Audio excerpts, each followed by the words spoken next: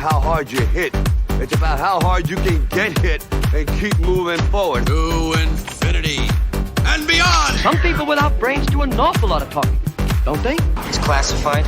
You talking to me? I could tell you, but then I'd have to kill you. I can't lie! Expecto Patronum! Entertainment X. You never know what you're gonna get. For this episode, I chat with Brian Clowdus. Brian and I talk about his time at Serenbe Playhouse. We talk about Brian Clowdus' experiences and some key moments in time that defined his career, his life, and his life path. This is a fantastic conversation about perseverance and just following your true north. And I hope you enjoy this episode as much as I did having the conversation with Brian Clowdus. Keep on keeping on. We're back. I'm Clayton Howe, and today with me on the phone is Brian Clowdus. Brian, thank you for talking to me today. Oh my gosh, thanks for having me. This is going to be a really fun conversation. You have done quite a lot in a short amount of time, and I'm excited to kind of see where that comes from for you and your ways of being and mental preparation and ways in which you've created so much art. So I want to take it back to the beginning of time for you. What were your theater dreams growing up in Alabama? Oh gosh, I mean, from the second I could walk, I was singing. So, I grew up, my granny played the piano in church, and I always say that my first tour was the revival circuit in Alabama. So my granny played the piano, and from as early as I can remember, I was just always singing. So I would say my early days were singing in church, and I always wanted to be an actor from the very get-go. I had dreams of moving to New York, of being a Broadway star, of winning Tony Awards. And I just did theater my entire life growing up, in high school and my community theater. And it was just the thing I did nonstop growing up. But I was that little kid running around in ruby slippers, twirling batons in my backyard. I mean, it was always a performance for me, Yeah. Was this fostered by the family, or was this something you were doing on your own? It was really doing it on my own. I mean, I do credit my grandmother a lot. She was a singer. She played piano in church, and she always, loved the arts. And she actually was an actor in high school, and she got a full scholarship to pursue a degree in acting at a college. But it was during a time when, women in Alabama didn't really go to college. They were expected to get married and, be a stay-at-home mom. So it was interesting to see that my grandmother always had this dream of becoming an actor that she was not able to pursue, but she was really able to realize it through her little grandson, me. My mom was a single mom. She was a single working mom. So my grandmother was the one who took me to play rehearsal and, sat in the back and watched and, made my costumes and worked on lines with me. So I really give my granny so much credit for getting me into this industry and really just supporting, what me and my sister wanted to do 100%. But, I was the only actor, theatrical one in the family for sure. What did you learn about work ethic from your grandmother? I mean, it's interesting. I would say my whole work ethic comes from my mom, my granny, and my sister. Me and my sister were both first generation college graduates. My granny, she led by love. She wanted more than anything for her kids and her grandkids. She called them her babies to be happy. And she 100% supported what we wanted to do. There was never a question of, oh, well, how are you going to make this a career? It was just always like, Brian is happiest when he's on stage. So I learned that you follow your heart, you lead with joy, and you support people's dreams. And I always felt that support from my granny. And my mom, she was a single, hardworking mother. She dropped out of high school. She had 2 kids. She went back and got her GED, and she became a hairstylist. and which was at the time in a really large national hair salon. And then from becoming a hairstylist, she became a manager, a regional manager, and then actually a regional director for the entire Southeast. All of this without, having had a college education. And I'm saying, like, we grew up like in a trailer in the sticks of Alabama, so like my mom, everything we have, she just worked her butt off for, so she was, really taking care of us financially. And my granny was taking care of us, helping raise us while mom was at work. And my sister, she was fiercely independent. She had this major dream of going to an Ivy League school. And from as far as I can remember, she always talked about she wanted to go to an Ivy League school. She wanted to get to Alabama. And lo and behold, she got into Dartmouth. And she's still to this day the only person from our high school to ever go to an Ivy League school, which is kind of crazy. Wow. So I definitely attribute a lot of I know, right? I definitely attribute a lot of my ambition to my sister, because she always just dreamed really big, and she had really specific things that she wanted, and she just went for them. I often say, like, if I didn't have my sister, would I have, went to a college in the Northeast? Would I have really, gotten out of Alabama and seen the world? So, I mean, it was kind of this amazing trio of my granny leading with love and joy, my mom being scrappy and hardworking and making it happen, and then my sister having this incredible ambition that really was larger than the plot of land we grew up on, Wow. Yeah, there's a lot of different avenues that I could go with it, and I so want to get to this core of your upbringing and how that influenced your drive to do more, be more, have more, create more, because you don't stop. I know we talked a little bit before we started recording. We all have to stop now for a little bit or put it on pause, but you're always optimistic. Especially, well, I mean, yeah, I think you have two choices in life, right? You can be optimistic, and you can choose love, or you can choose fear. And I mean, those are really our two options. And no matter what happens, it's going to happen. You control what you can control, and then you let everything else go. I find I'm happier, I'm more centered, I'm more joyful when I'm focusing on the positive and focusing on hope rather than focusing on things I cannot control. What's going on currently in the country is horrific, but it is our current reality. We can accept it, or we can not accept it. I'm accepting it, and I'm finding, the positive in it, and I'm trying to figure out how I can, come out of this a stronger person, and how I can become, a better leader, and, a stronger theater maker. But then, getting back to like my roots in Alabama, I was raised by these three really strong Southern women, but, I definitely dealt with a ton of, negativity. I mean, it was a very small Southern town. I was definitely this like flamboyant little kid in Alabama. And, I would say every day of my school life, I was, bullied and ridiculed, but I don't regret it. I'm really big on not regretting anything, and taking into account that it's all part of the journey. I do know that all of that really fueled me, to get out. But now I love going back to the Southeast. I mean, I wanted to get out of Alabama so bad because all I could associate with it was the negativity of, how I felt going to school. But now I've really embraced everything about the Southeast, and I'm able to look at the positive, and all of that I experienced was rooted in fear. Those people who make fun or bully, they're afraid. They don't lead with love; they really lead with fear. So it's all, my entire past upbringing in Alabama has really informed the person, the artist that I am today.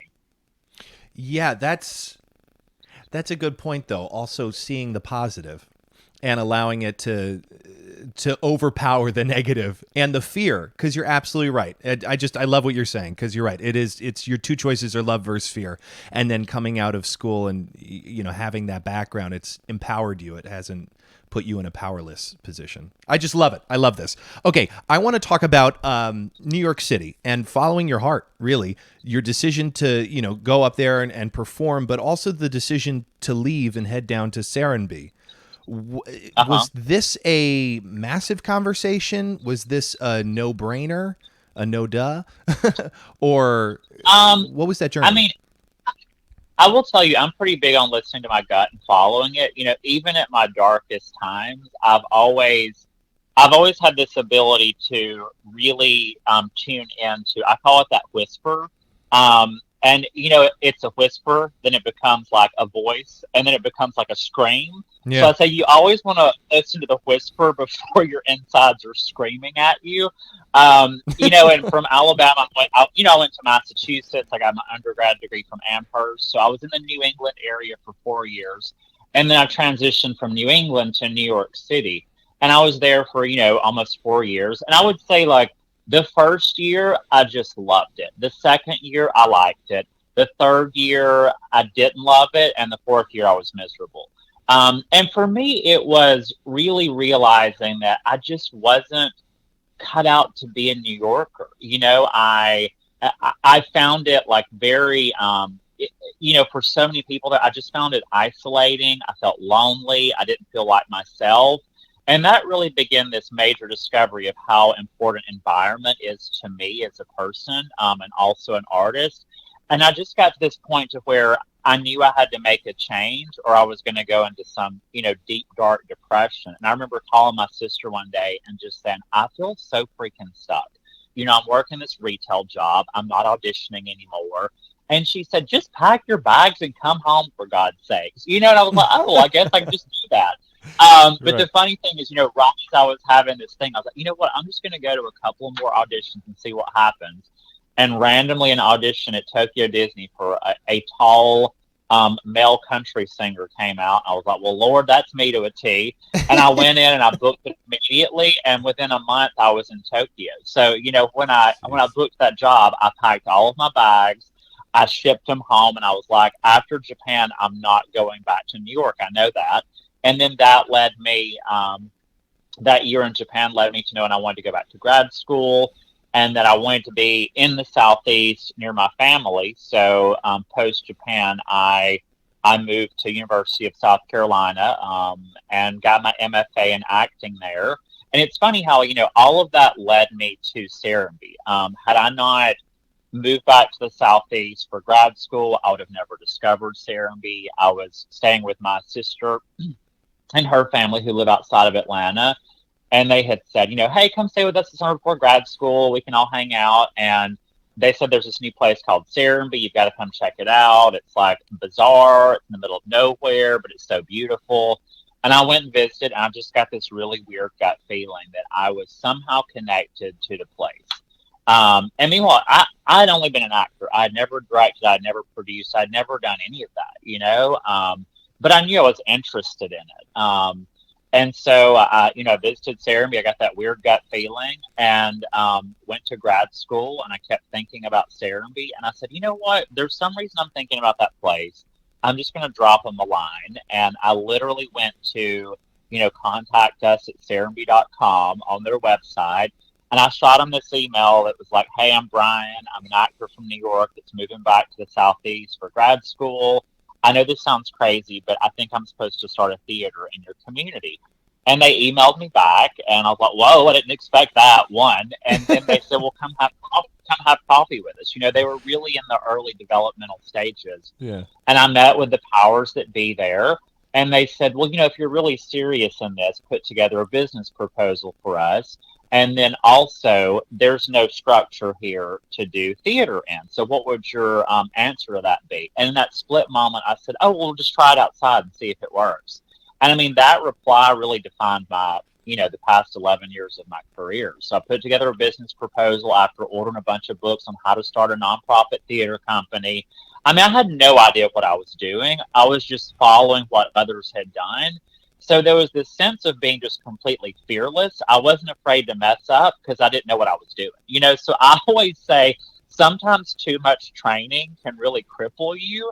There's something really freeing about not knowing what to do and just doing it and learning by doing. And they approved the business proposal. So the first 2 years, we produced during the summers while I was at grad school. So I go to grad school, and then during the summers I come to Serenbe.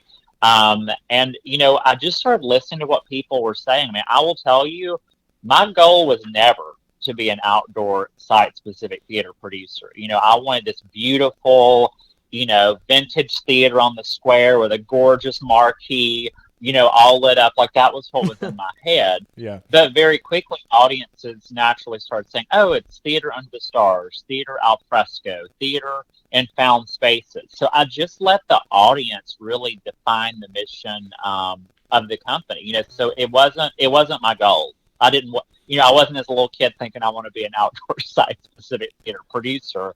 It really just happened. Of course. Now, I'm just curious, with the books, was there one that taught you the most or stood out in your mind in terms of starting a nonprofit theater? I'll get you the list. Everybody always asks that question. There were like 3 or 4 books, and then there was one that was literally just like how to run a theater, and it was just very to the point, because I'm not someone that loves a ton of research. I can get lost in all of that. So like, I'm a big fan of like very straight to the point, really blunt directions. And I remember that. I mean, I literally think it was how to run a theater. And it was just very to the point of like, these are the absolute nuts and bolts of what to do, specifically around a nonprofit theater. I mean, I didn't know how to put a board of directors together. I didn't know how to do any of that, and it was literally just like X, Y, and Z. This is what you do. This first season that you did down there, was that a shoestring budget? Were you just like scrapping it together, scraping it up, seeing what could come to? Yes, I was. So we did Jungle Book, John and Jen, the musical, and then Shakespeare's R&J, the 4-person Joe Clarko adaptation. So all of the shows had like 2 to 4 people in them.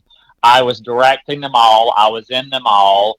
I was like begging my friends to help do costumes. It was like tiny. They gave me, in year 1, they gave me $15,000 to start the theater. And I mean, like, I thought that was an exorbitant amount of money, like, I was just like, oh my God, like, I literally won the lottery, and then when I left Serenbe, the company was operating at a $2.5 million budget. So it's really insane how in those first years, $15,000 it feels like so much, but then in year 10, I mean, $15,000 would, it was such a small amount of, what you needed to operate. So it's interesting how things can really scale. But I will tell you that, something I've always learned is no matter how much money you have, you always have to be scrappy, tying back to my mom, and you cannot create above your means. Like, we couldn't do Titanic year 1. We had to do that year 9, so it's just really thinking about, you really have to crawl before you can run. And I think there's something to be said about, having to operate with a very small budget. I think it really makes you be creative. And for me, from that year 1 get-go, it just really made me focus on my environment. So the type of work I do, it's really scalable. I mean, we can do things in, a field with very little money, or we can really blow it out with, something truly spectacular. But I will tell you, the story always wins. And I harp on that a lot. People talk a lot about the spectacle that I create. And I say the story always wins. Every show does not have spectacle, but some shows, I think, require that to tell the richest story. Yes. And in order to get to Titanic in year 9, was that a plan you had back in year 2? Or was it each year you kind of figured out the next step? How wide was your goal? Because I had read that you went from $40K to $2 million, in a budget. And that's like a massive growth there in 2 years for a nonprofit theater in the Southeast. And then... it was actually 10 years. It was 40. So our first year we had 40K. And then by year 10, we were operating at $2.5 million. So it was like a 10-year period. Okay. And what was that plan for you? Was that one year at a time? Yeah, I definitely was 1 year at a time. I will tell you, year 4 is I call it the breakout year. Because up until year 4, we had not done like a huge scale production. And in year 4, the stars aligned and it felt like the right time to do like a big musical. And we did Hair. That was really the game changer show. And we did it in a field. We popped up vintage scaffolding. And it was just a bunch of hippies wandering around in a field, in tents, smoking fake weed, just having this really insane communal experience that felt like Woodstock. And that show, it just blew up.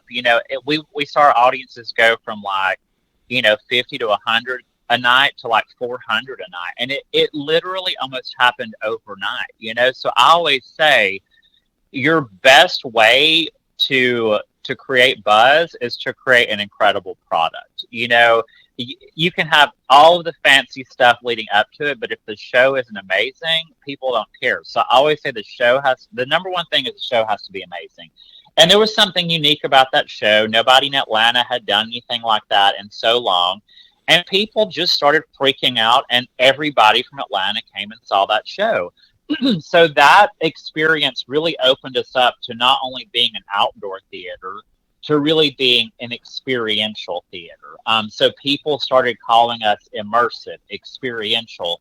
And then that really opened us up to, the years to come. And I look at the other markers, Miss Saigon was our next major thing. And then after that, Titanic was our next, you think of the iconic Serenbe shows that people still talk about.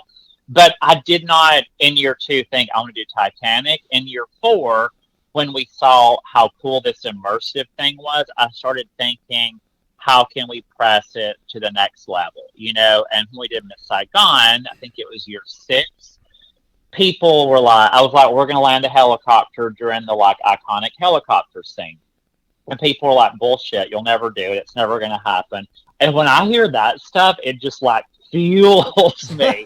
so we made it happen. I found randomly within an hour drive to Serenbe, there was an Army Aviation Heritage Foundation that specifically their mission was to restore and fly Huey helicopters flown in Vietnam. I mean, very niche right there, but lo and behold, there was my outlet for making a helicopter land. And then after that, people just kept saying, how can this company ever top it? How can Brian top landing a helicopter? And I just thought, we'll just think a ship. And I just sort of said that stuff in jest. And then I really started to think oh my God, what if we actually did a Titanic with an insanely huge cast, and we built this structure in a lake? So it was every couple of years I wanted to see how far we could push it and, go bigger. How do you know, again, I would assume this comes from the gut, when to, push a point or let a point go? Because theater's very collaborative, and you knew to continue on with this helicopter quest. And yet, of course, there's one an hour away. It's very niche. But how do you follow that gut in, I guess in negotiating with the rest of a team to get a finished product?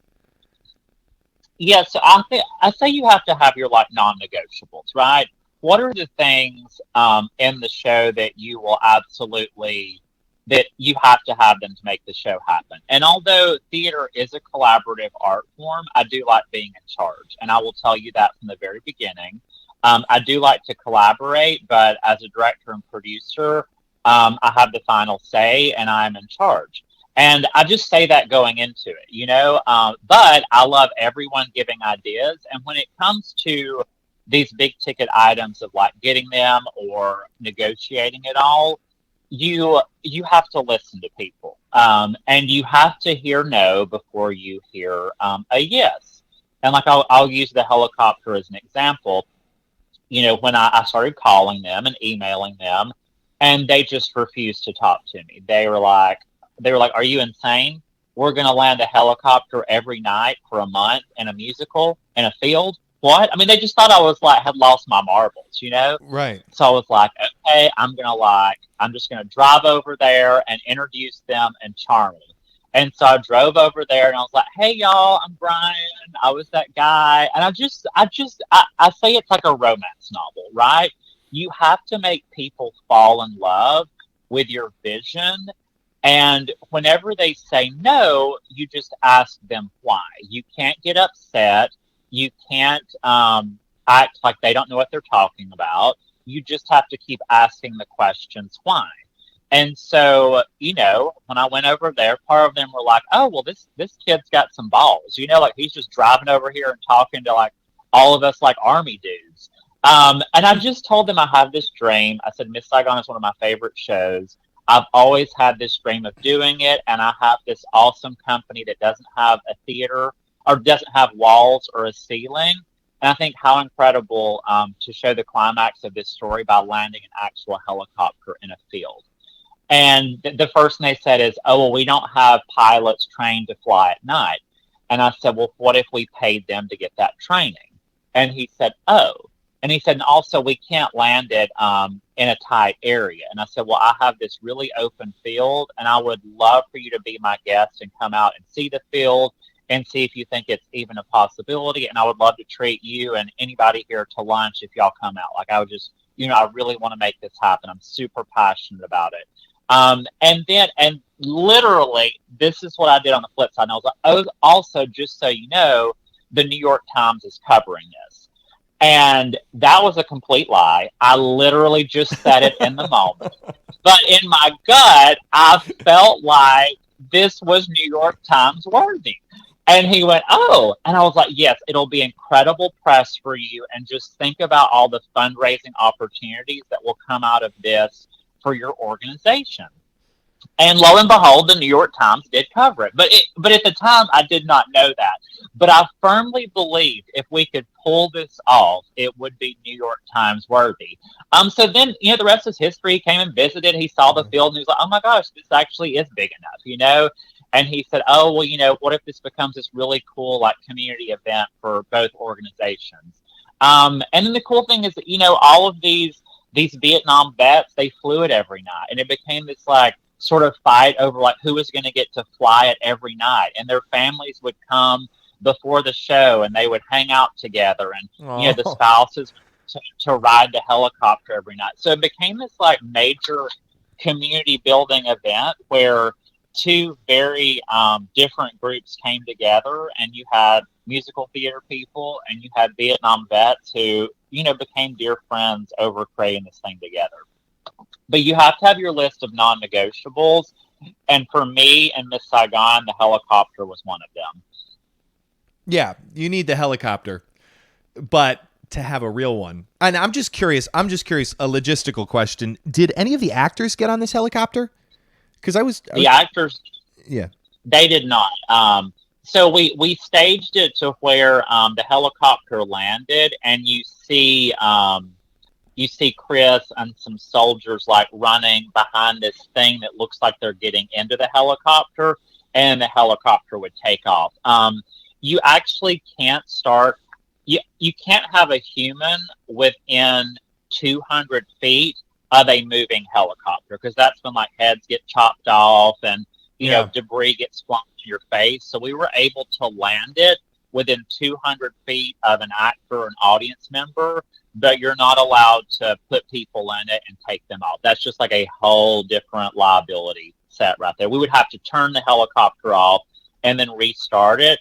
And that takes a ton of time, you know? And I mean, that whole sequence is like, I don't know, 45 seconds, you know, bum, bum, bum, bum, bum. I mean, you got to, and it has to land and take off right on time. But for us, the thing we were really concerned about is the timing of it landing and then it taking off. Oh, I got chills over my body thinking about it. Of like that, when the music swells, the helicopter has to take back off and go. So the helicopter never stopped the propeller. It slowed down to land, and then it got faster to go back up. But when I tell you, 200 feet away, you can feel that thing. Like, you feel thump, thump, thump. Like, you just felt it in your gut. Yeah. And like all of the grass and everything in that field was just going crazy. And Kim's there like on her knees, screaming and crying. I mean, it was just like the most visceral moment ever, you know? Wow. I feel like I'm there. I just went back. It was like, oh, I had a little, I just literally closed my eyes and went back there for a second. It's just so beautiful. And the why, the simple question of why, to keep asking why, to understand someone's no or yes. How have you gotten better at asking questions just throughout this whole process now to having your own company? I am very blunt. I am also kind, but I have no problem telling you exactly what I want and exactly what I need and exactly what team members need. I don't skirt around things. I'm just painfully blunt, and I'm unapologetic about the things that I need and unapologetic about feedback. So a lot of actors that work with me will say, Brian is really sweet and he's so friendly, but boy, he can give you some direct notes. You know, like that's what people would say about me. Right. But I'm never. You can't. I always say it's like the Anna Wintour method. You know, like she has this really awful reputation about being so cruel and so mean. But if you listen to her interviews, and you know, I did her master class. She's very kind and she's actually very funny. But she's very, very specific. And I think for people who are not specific, and I think for people who are afraid to ask for what they want, when they work with people who feel comfortable doing that, they're perceived as being a tyrant or being, you know, a bitch. Right. But I think you can do both. I think you can be specific, and I think you can you know, ask for excellence and ask for a high level of things to tell the story. But I think leading with kindness is kind of the perfect way to always get what you want. So I think you have to be fearless. You have to ask for everything, and you have to have your non-negotiables. And that's even true in like everyday life. You know, I always try when I do these talks about, you know, being a director and producer, like for people who are not a director and producer, I think it's important to have your non-negotiables. Like just on a personal level, like, you know, a new non-negotiable for me is that before I do anything in the morning, I have coffee and I meditate and I do not get on my phone. It is a non-negotiable, and I will not have a meeting or will not talk to a person, will not go onto social media until I have my cup of coffee, until I meditate, because it makes me happy and it makes me grounded. So I think you have to have your non-negotiables. And then we could go off into a side spin about this, but I think it's also very important to have structure, because without a structure, I think we're just kind of like flailing around, you know? So I think non-negotiables and structuring things are very important, really, for creating anything. What is your structure? At least for morning, you know, your morning rituals. How long are you meditating for? So I don't meditate a long time. I find that you don't want unrealistic goals. So I always say, you know, I'm reading a book right now, which I'm obsessed with, called Atomic Habits. And it's talking about how incremental change can lead to large change. So I always say start small. So I'm a morning-ish person. You know, I like to get 8 hours sleep. I will tell you that. I need 7 to 8 hours sleep every night, or I don't feel good. It's the way my body functions. So I typically get up around 7 a.m., and then I use that first hour to ease into the day. I'll make my coffee. I make my bed immediately in the morning. So I think there's something to be said about, you know, keeping a tidy space. So I start my coffee. I make my bed. And then I like being outdoors, you know, unless it's freezing. So I will typically go outside and meditate for anywhere from like 10 to 15 minutes. And that's really all I need, you know, and I do a guided meditation. So I have a couple of apps that guide you on those meditations. I do that guided meditation. Excuse me. I finish my coffee, and then I'll kind of figure out like, hey, am I in a good space right now to like kind of start my day? And then I'll start office hours. You know, I create my own office hours. So like, hey, I'm going to, you know, by around 8:30 or 9, I'm going to get on email. and I'm gonna shut that email off by 5 o'clock. And this is in the new normal of not being in rehearsal. If I'm in rehearsal at night, I kind of structure that a little bit differently. And also, like, I cook all my own meals now, clearly. And then I'm really big into health and fitness. In the past 7 months, I've transformed my body, and that's literally from working out and eating well. So that is something very important to me as well. I really try to limit my time on social media. I limit my time on TV. I will not watch the TV until the TV. Oh my God, I sound so old. I will not watch the TV. I don't watch TV until the evening. Like, I'll cook dinner. I'll be like, hey, here's my hour, 2 hours to watch my Netflix show, unless I make a decision to like binge watch something. Like, I wake up and like, you know what? Today is my Saturday. Today is my day to binge watch Tiger King. It's like, I'm always going to be very mindful and intentional about what I'm doing. And then, like, I know, like, I have one cheat meal a week, and that's a consistent day in the week, and I look forward to it, and my body looks forward to it. So that's kind of the rough schedule of the day. I do think in this time of, a lot of us have new schedules and we have so much free time, I think it's important to structure all of that. I think it's not enough to say, oh, I'm going to meditate today, or, oh, I'm going to work out today. It's like, I know I'm going to be on email till 5 o'clock, then I'm going to eat a snack, and then I'm going to work out at 6. And I write things down. I'm a big list person. So I have like dry eraser boards. I have, handwritten lists. I have a work list. I have a personal list, because I think there's something important to be said about writing everything down and having it in your eyeballs to look at. So you're like, I'm looking at my calendar right now. It's Thursday. Thursday is my day for calls. So I only accept calls on Tuesdays and Thursdays. And I know that if I'm going to do something like this podcast, it's going to be on a Tuesday or a Thursday. And that's a non-negotiable for me, because if I take calls all throughout the week, it kind of like messes up my overall, like, just flow. And then today's Thursday, I'm working out my chest and back.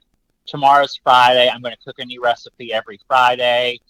Also, I get to watch Making the Cut, my new favorite show on Prime Amazon, because it comes out on Fridays. So I'm just really intentional of, like, I've these written down of, like, these are things that I'm doing today and things I have to look forward to in the future. I love this breakdown of your schedule, because you're bringing up a great, but to create your own structure, especially like without bringing up the whole pandemic and having a whole conversation about that, to have your own structure when nothing's going wrong. It helps when things do, quote unquote, go wrong or appear to be going wrong, because you are keeping your true north. Your compass is still pointing in the direction you want to head in. And I love that, what you're saying about your specific schedule. Yeah, you're in charge of your life. And if you think that you're not, then you need to figure out how to be in charge of your life. There will always be circumstances we cannot control, but the one thing you can control is choosing joy and doing something. Literally get out of bed, make your bed, meditate, like just one step in front of the other. I think it's easy to get stuck, especially during this time. And I'll be very honest, like almost a year ago this day, I reached a point in my life where I felt very stuck. And that is when I made the decision, to leave Serenbe, this company I had worked for 10 years on and felt like something that I would be a part of forever. But I woke up one day and felt very stuck and knew that it was time to leave. And it was a very hard, very scary decision. But I knew in my gut, Serenbe Playhouse, the company that had given me a career and that had been my livelihood for 10 years, it was holding me back. And it was really hard to admit that and really hard to leave. But I always say, why would you ever want to have regret? There's no regret in moving forward, but there's regret in staying and wondering what if, What? Yes. To answer that, yes. What was that morning like for you when you woke up and you felt stuck, or you realized it was time to go? Was this another whisper or a scream, it was kind of a scream when I finally made the decision. I mean, I would say it had been whispering for probably, honestly, 2 years. I will tell you, so midway through, Serenbe Playhouse tenure, or my tenure there as the founder, I started Brian Clowdus Experiences. And that really came up very organically. A community reached out and said, hey, we've heard about this thing you're doing at Serenbe. Would you ever take that model somewhere else? And I was like, of course, so that conversation led to, my first client outside of Serenbe. And then, for the longest time, I was trying to balance both. And, Serenbe was really like my main job. And then the BCE stuff was just kind of like side gravy when I could fit something else in. And then, last year in 2019, all of a sudden, it just exploded. And I had clients in 9 different states. And I was just, first of all, I was like, well, how did this happen? And this was all just from people emailing. I wasn't pursuing any of these. People would just email and say, hey, we heard you do this thing. Would you come to our ski resort and do a musical? And I was like, well, sure. I've got a week here. You know what I mean?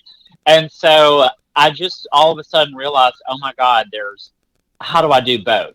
So I kind of went into this panic, and I was, I wasn't on a schedule. I was working literally 24 hours a day. I would go to bed with my phone in my hand and wake up with it in my hand.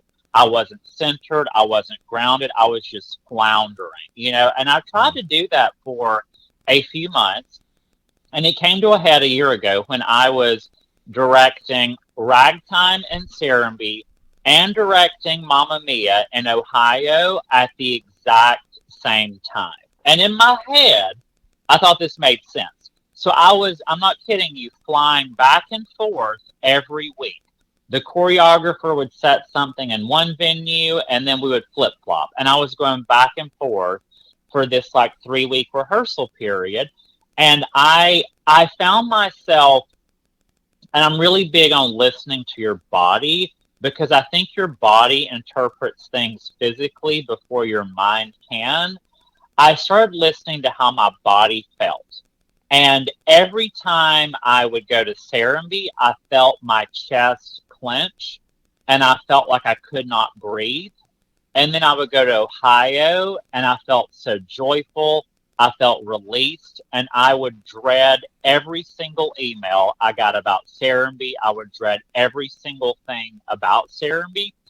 Meanwhile, I just wanted to do Mamma Mia in Ohio so bad. And I literally woke up one day in Ohio, and I just felt, you know what? I'm not eating. I feel like I can't breathe. I feel like it felt like a depression. I just felt helpless, and I felt like I had zero control in my life. And I woke up, and I literally said, you know what? I'm going to go sit on this park bench in Ohio, in this little tiny town, Chillicothe, Ohio. And I'm going to sit there and really think about what my next step is, because I knew I had to make one, because I just felt completely stuck. And I sat on that park bench, and I said, you know what? I said, what is the scariest thing I can think of right now? And I said, leaving Serenbe Playhouse, a company I have built for almost 11 years now. And I said, that's what I'm supposed to do. That's the scariest thing I can think of doing. And that day I made the decision. And then it was, months and months of planning. But I made the decision that day, 4/28, it's coming up soon, to do something new with my life. And that also meant selling my dream house that I had worked my entire life for, and really downsizing to put everything into, BCE, and to bring this idea of, art, nature, and community to different communities all over the country.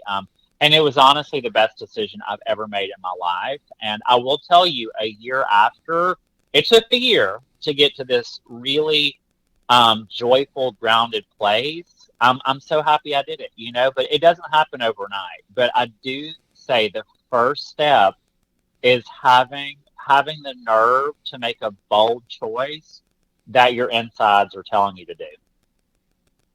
And to trust it. Because you have a lot of trust of yourself to make these bold decisions, and they work out. It all works out.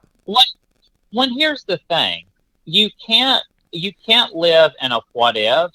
You have to listen and you have to go, because guess what? Our path, it just goes everywhere. I mean, we might take a left turn, we might take a U-turn. You can't think about what the end goal is. You have to think about what is in the right now. And if in the right now and look, we have days where we don't like what we do, but like, the difference. Like when you're at your core, not happy doing what you're doing. I mean, who knows? Like 10 years from now, I may not even do theater. I might be in Indonesia as a mindful teacher. I mean, who knows? You just don't know. So when people ask me about my long-term goals, I really push back because I'm not goal-driven anymore. I'm process-driven now. And the goals come out of the changes I make in my life and what I do. I'm not working towards X, Y, and Z.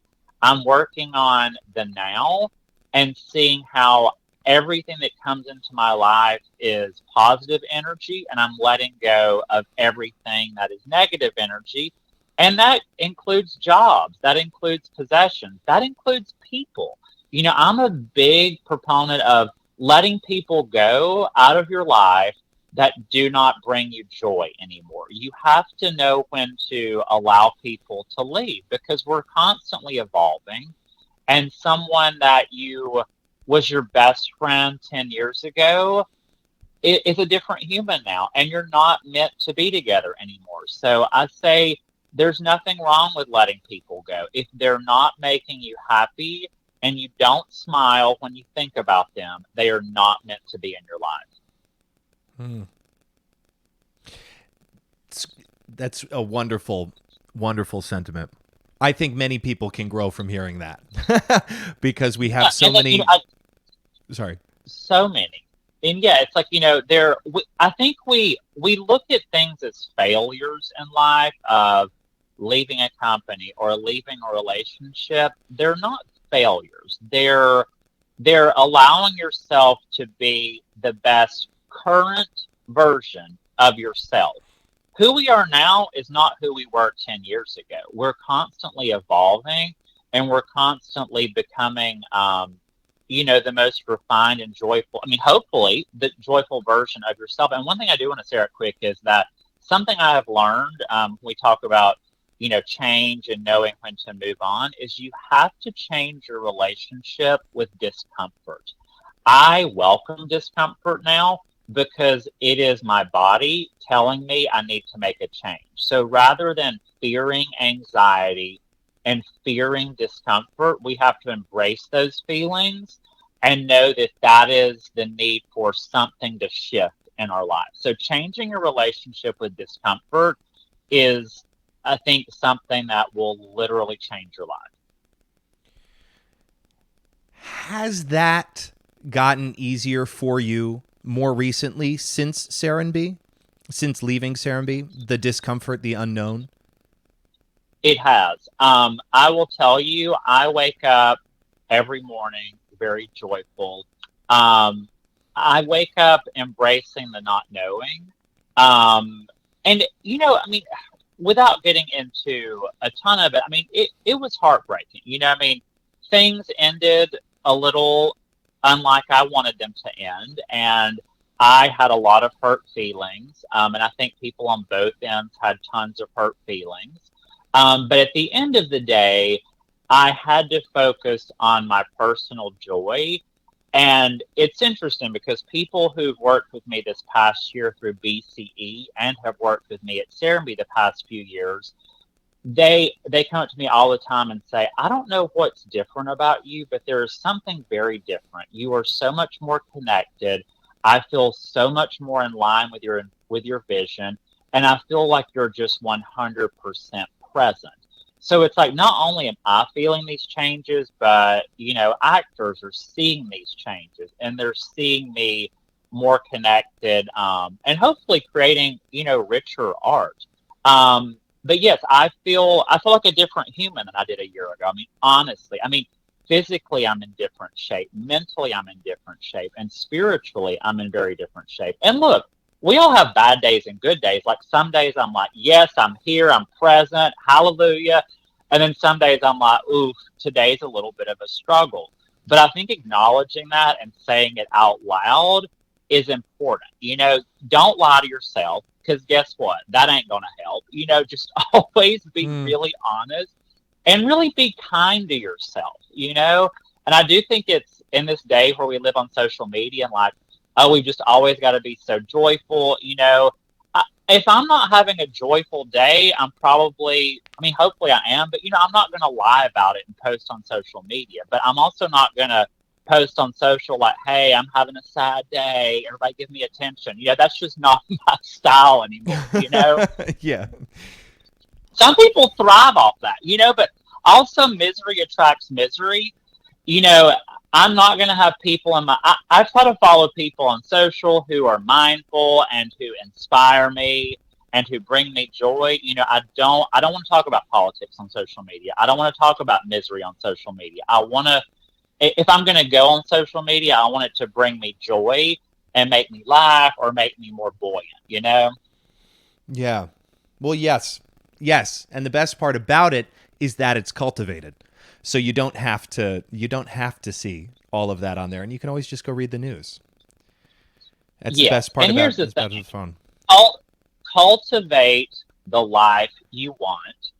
I don't think you have to know all the answers, and you don't have to be working towards a specific goal, but every day get up and cultivate what makes you happy, and your goals will arise out of that cultivation. I truly believe that. Brian, thank you for sharing all of this today. I really appreciate you doing this deep dive. Thank you.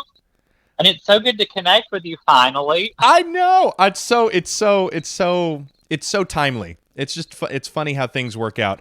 As we wrap up here. Oh, I'm sorry. I said we were meant to talk today. It was like perfect timing for us. It really was.